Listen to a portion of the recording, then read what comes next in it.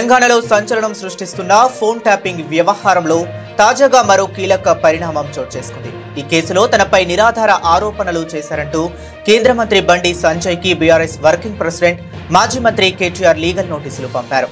కేంద్ర మంత్రిగా ఉండి బాధ్యతారాహిత్యంగా మాట్లాడారని మండిపడ్డారు.